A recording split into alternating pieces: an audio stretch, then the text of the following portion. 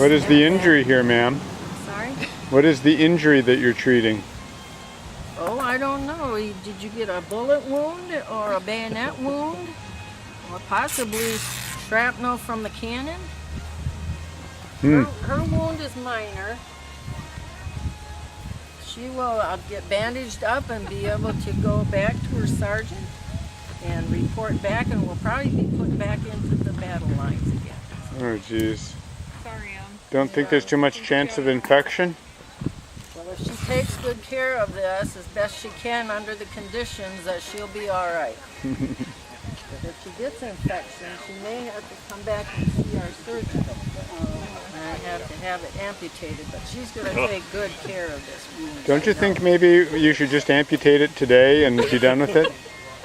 Not today. Okay. It's a minor wound at this point. You're looking a little nervous there, patient. Evelyn, don't worry. You didn't need your... How to spin a button, which is what kids did a long time ago. So they can kind of do something before TV and computers, and they learn how to twirl the button and then spin it. Of course, they're learning science. It's Newton's laws. With the buttons, they're learning art, history, so we're doing a lot today. I want to tell you about the wreck of the W.B. Phelps off the beach of the Leelanau School in Sleeping Bear Bay. Now, on November 17, 1879, the schooner W.B. Phelps sailed out of Milwaukee Harbor with a crew of 7 and a load of wheat and good Wisconsin beer. It was headed back all the way through the Great Lakes, all the way to the eastern end of Lake Ontario to Oswego, New York. And the crew was all men from Oswego, New York, and these are the days, 1878, 1879, when all the freight around the Great Lakes was hauled on ships. There weren't very many roads on the land. People lived on the Manitou Islands. There were a few villages along the coastline, but everything traveled by ship. Okay, they sailed up the lake and they made good time, and on November 18th, 1879, as the W.B. Phelps was sailing past Sleeping Bear Point and the Sleeping Bear Sand Dunes, suddenly a big purple bruise of a storm was coming over the Manitous, and a northwest wind kicked up, and suddenly the air was full of ice and sleet and hail and rain all at the same time. And before they could bring the rigging down, the ropes were covered with ice and the men were freezing. And so they were at the wind's mercy, being blown into Sleeping Bear Bay as it was getting dark. The captain threw out the anchor to try to stop the ship from being blown all the way to the shore, but the anchor chain fouled. And so now they were at the mercy of the wind, and it was dark now, and there was an ice and snow and sleet storm going on, and a November gale. Just as they got about 75 feet from shore, the anchor caught in the bottom. That was the worst time that could happen, because the waves were just getting ready to break over the first sandbar. And so the ship was lifted up and smashed on the bottom over and over again until it broke into pieces, and all the men were at the mercy of Lake Michigan. Charles Rossman of the village of Sleeping Bear the next morning walked down to the beach to see how the village's fishing boats had fared in the storm and whether they were still tied to their moorings. Sleeping Bear is what became Glen Arbor. Rossman looked up the beach and he could see something way up the beach. So he called the townspeople, and people ran up the beach, and sure enough, there was a wrecked ship. There were bodies washed up on shore. There were 2 men still clinging to the wreckage. They pulled themselves up on a couple of spars to get up out of the waves, and had survived an entire night in a November gale, ice, snow, and sleet storm on Sleeping Bear Bay. They found a leaky old boat. Rossman and 3 others pushed that leaky boat into the waves, tried to get out to the wreck to save the 2 men who were still hanging on. But their boat filled with water, and the waves pushed them back to shore.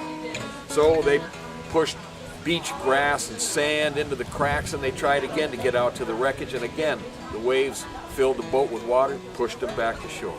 Somebody came with some tar and some oakum. Now most of the village of Sleeping Bear was up there by that wreck, either helping out or gathering up those bottles of good Wisconsin beer. Finally, they made their way out, Rossman and 3 different men, out to the wreck. They made fast to the wreck. The first guy, they got into their boat quickly, but Rossman had to climb through the wreckage and the waves to get the second man, who could not move, virtually frozen to the spar he'd been holding on to for over 12 hours. He got him on his shoulder. He crawled back through the wreckage, got him into the boat. They pushed off to shore. When that boat hit the shore, those 2 men got sand in their hands. They looked up at the sky and said, "Thank God, we shall see our children again." 5 of their townspeople, their mates on the W.B. Phelps, had drowned. Rossman and the 3 who saved the 2 survivors were awarded Congressional Medals of Bravery by the United States Life-Saving Service, which soon became the United States Coast Guard, and soon built the Coast Guard station in Glen Haven and put up the lighthouse on South Manitou Island. The 2 men who survived went back to Oswego, New York with the bodies of their comrades, and they continued to sail on the Great Lakes, to sail schooners, even after spending a night clinging to a wreck, barely surviving a November gale in Lake Michigan. How could they do it? How could those men continue to sail? They must have had the sea fever, the way it's expressed in the poem by John Masefield. I must go back to the sea again, to the beautiful sea in the sky, and all I ask is a tall ship and a star to steer her by, and the wheels kick, and the wind's song, and the white sails shaking, and a gray mist on the sea's face, and a gray dawn breaking. I must go back to the sea again, for the pull of the running tide is a wild call and a clear call that may not be denied. And all I ask is a windy day with the white clouds flying, and the blown spume and the flung spray, and the seagulls crying.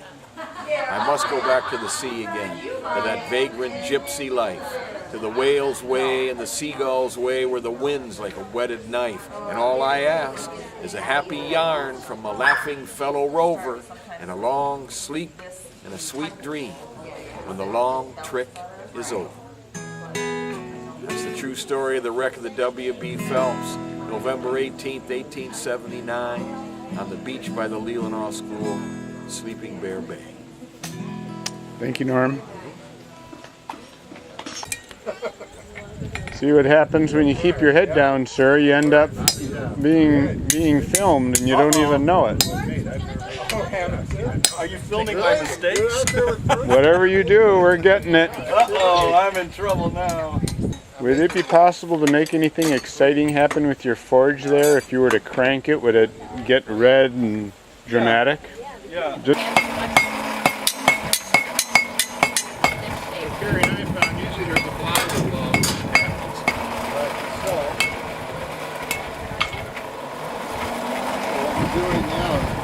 So the next step I'm going to do on this is I'm going to untwist the twist. why? That's going to create the pineapple look. Oh, Yeah, here we go. okay.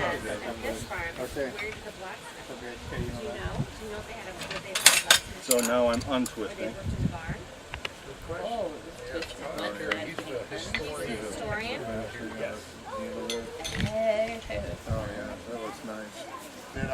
Okay.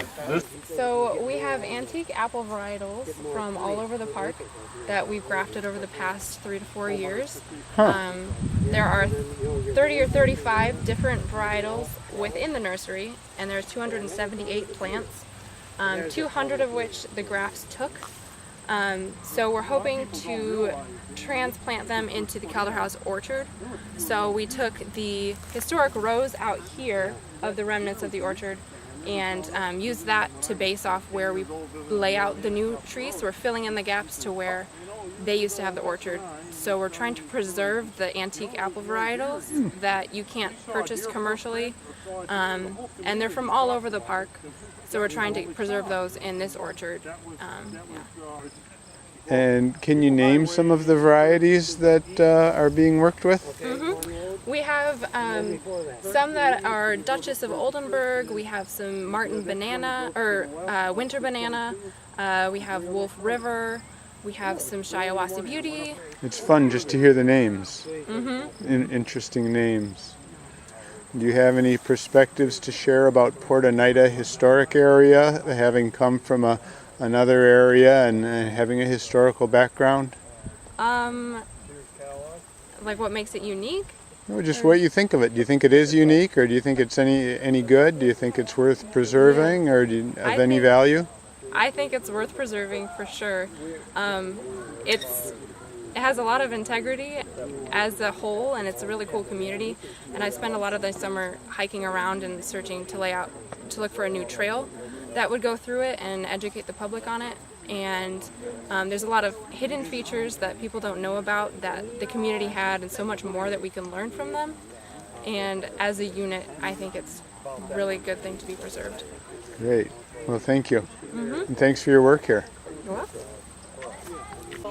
Okay, here is my good friend Christine. What's going on today with you, Christine? Well, I walked over with Ambassador Maggie May to see the activities at the Thorson Farm, and it's a crazy, wonderful day. But all we're seeing is the back end of Maggie. Can we do anything about Let's that? turn this around. Maggie! This is our best buddy. There we go. There we go. Oh, beautiful doggy. Like here, I just took a series of flakes off this side. I have a natural platform here where I'm coming down, taking flakes off.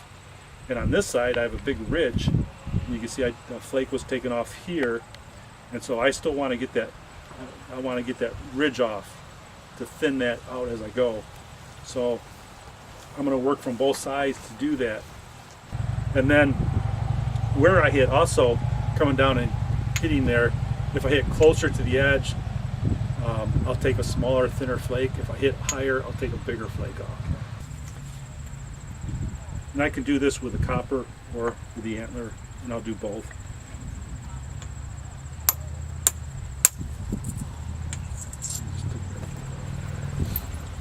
And then now I'll move down.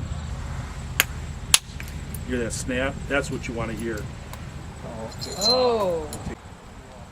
Okay, so I'm on the Kelderhouse farm still, and this is Jim Kelderhouse, who's really taken a big interest and taken initiative in preserving things around here in many ways, more than I could possibly go into.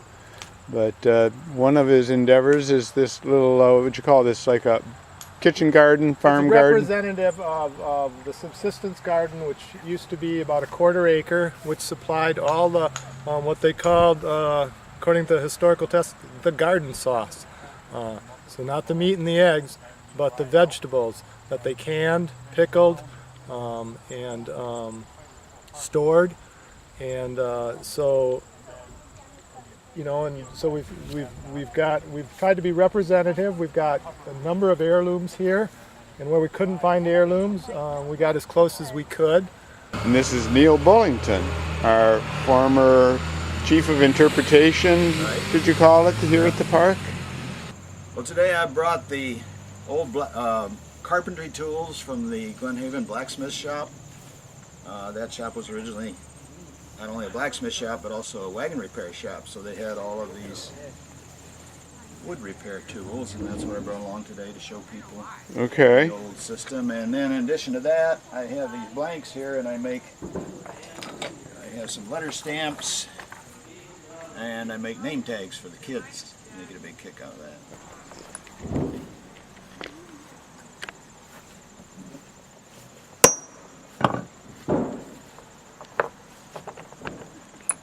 Morning. Morning.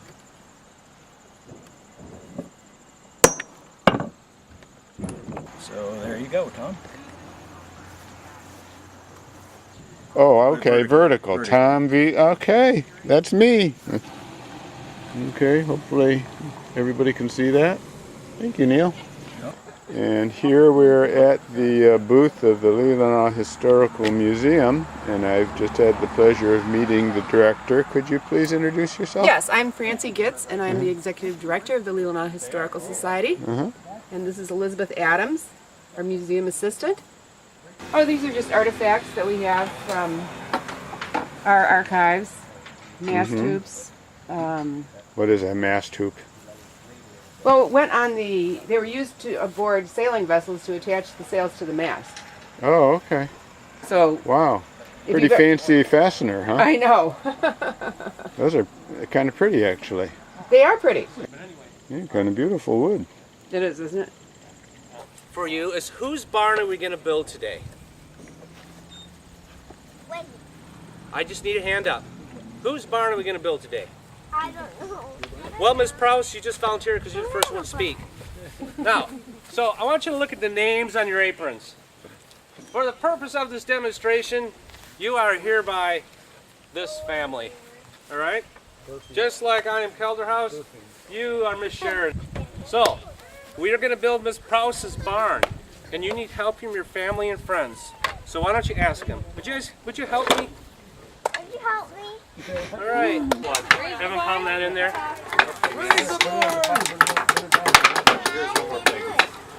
Oh, right. You got one more peg? All right. And now just tip it up and put it in the slots here. Great. Excellent. Okay. Now, Do you know what or here not? comes one of the hardest spots. Lucas, do you want to go make? So what have we got going on here, anyway? What do you call this type of work? Traditional rug hooking, Okay. and it's taking wool fabric and then looping it through a weave of a foundation. Uh-huh. At one time, to keep the wind out of the house, and then when they got rich enough to chink and put the mortar in the walls, then they would put them on the floor. Oh. Pulled off the floor.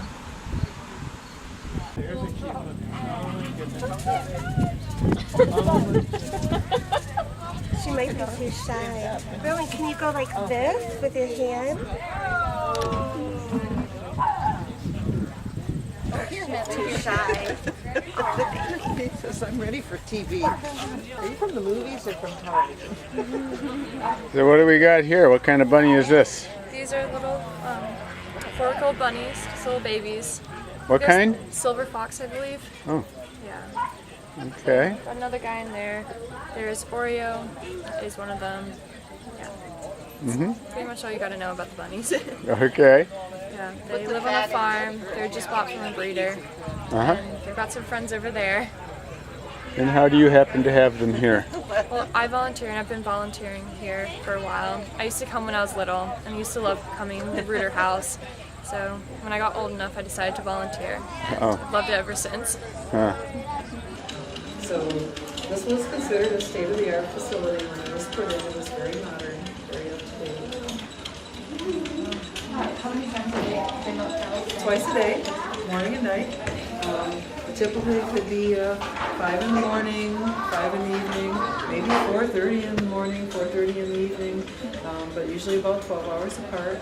And then of course in between time, those cows in good weather like this would be out on the pasture after they were finished eating in here and being milked. They would go back outside for the rest of the day.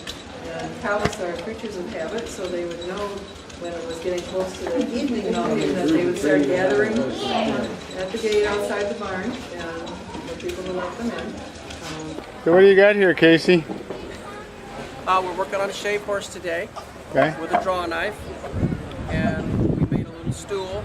Oh. Had a couple of kids help me finish it, and so we start with a log. This is just a piece of ash that the power company took down, and we use a froe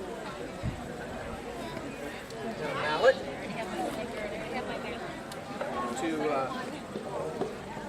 to chunk up a log. Make the size of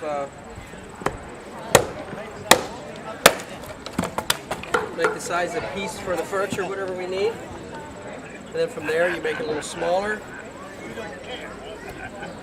And then you take the piece and you square it off. Then after I square it off, I'll take these 4 corners off and make an octagon. And that's how you get something round out of something square. Okay. So we're almost there, so I'm getting ready to to make the octagon.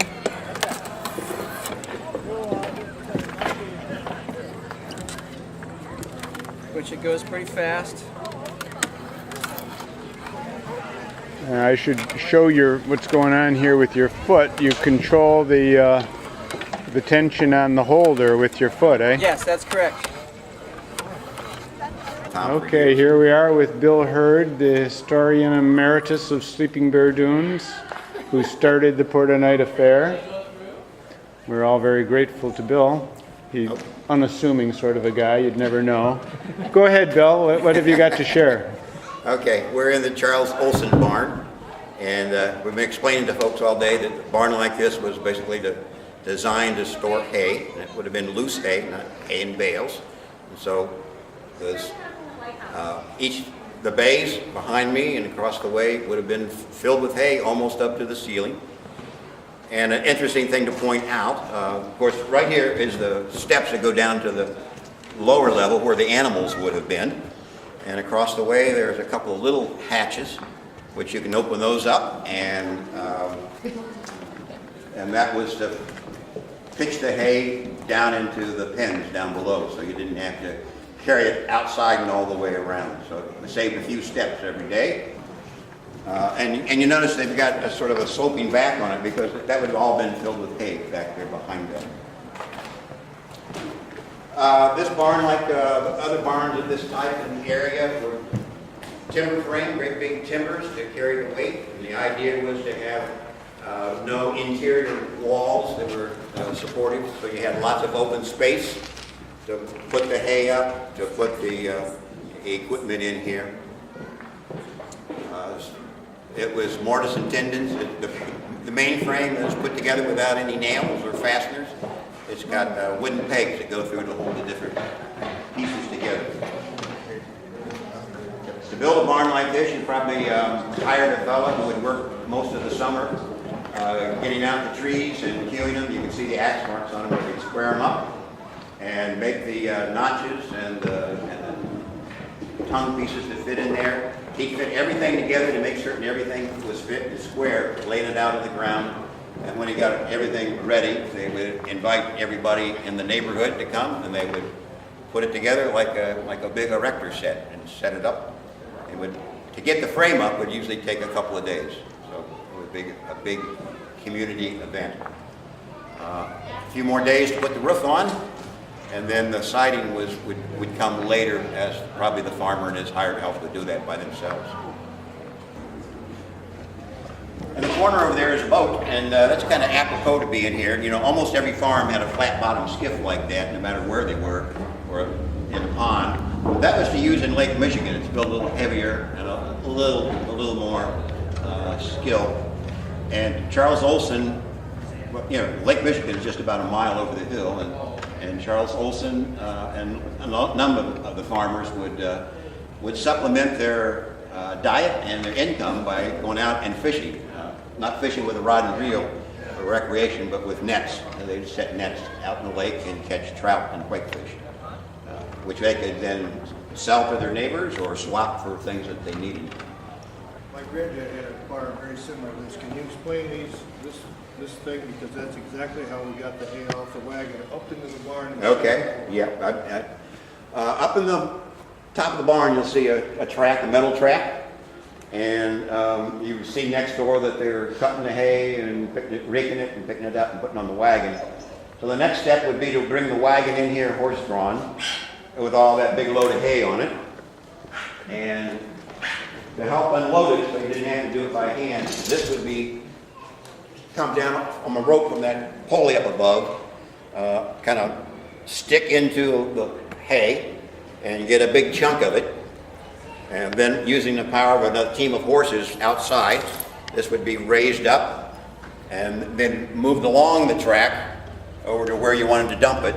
And then you'd pull a rope which would release it, that load, and it would drop down.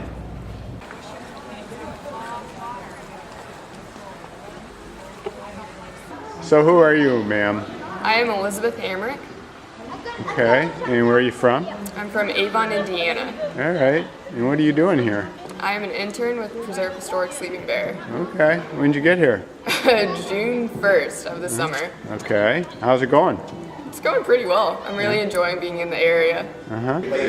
Is it a volunteer deal, or do they have? Volunteer. Appreciate it very much. That means he had to graduate from high school at 15, and it was a county normal school up in Northport. And then you would go for 1 year, and you learn how to be a teacher. And then you came down and you taught in these one-room schools. So you are now all graduates of Fort Oneida School. And I want to thank you. I taught for over 40 years, and I don't think I've ever had a better behaved, nicer, smarter kid. And that includes Amy back there too. So thank you very much for coming. Yeah, that's okay.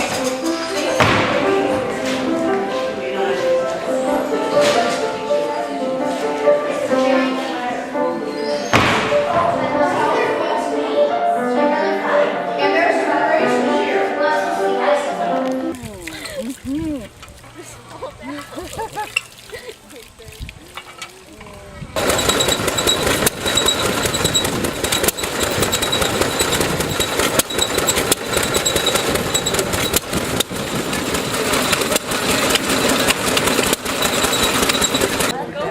And here is one of my favorite people. Oh my gosh. I call her Grace Dickinson, Grace Johnson, I guess.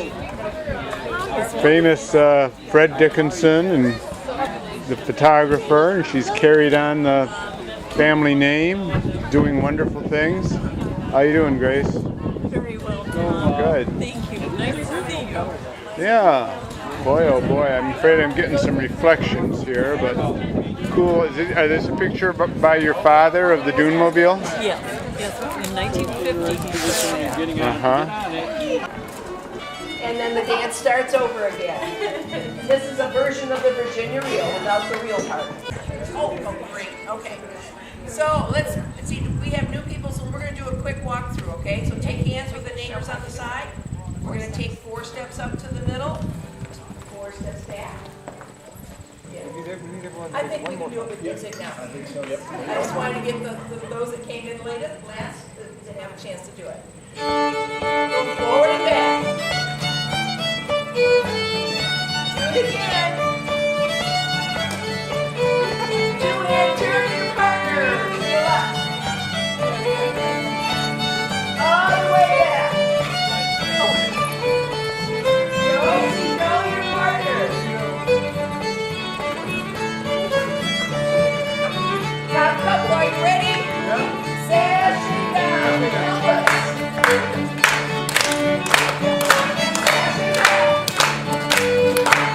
Now lead your lines to the bottom of the set and make that arch.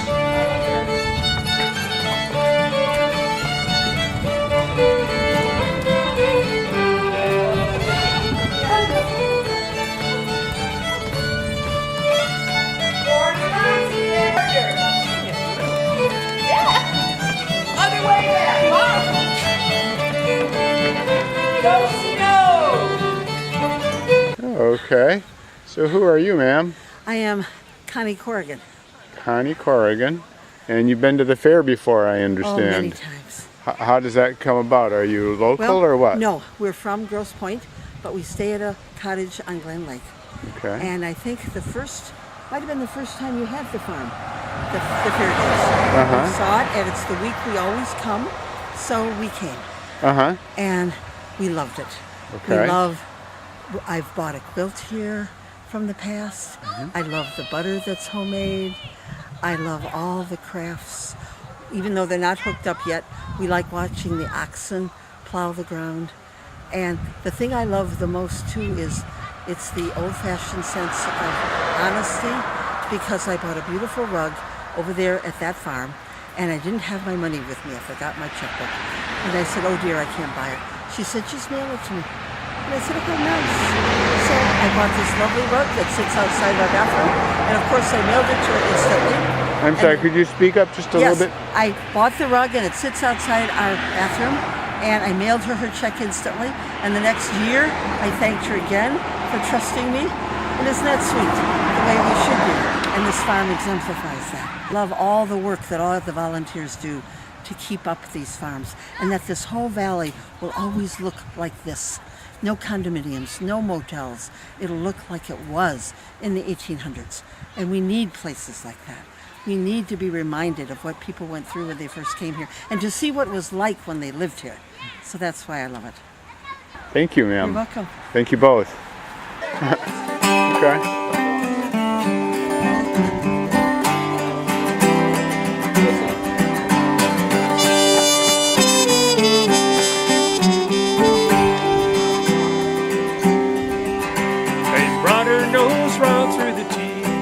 Of an October gale. 6 lonely souls turning their heads to the sleet and the hail. A half-empty home and leaks from her seat. Let her fall off, keep the waves off her beat. She'll take them all safely back home when she's done without fail. The Leelanau schooners to ever set sail.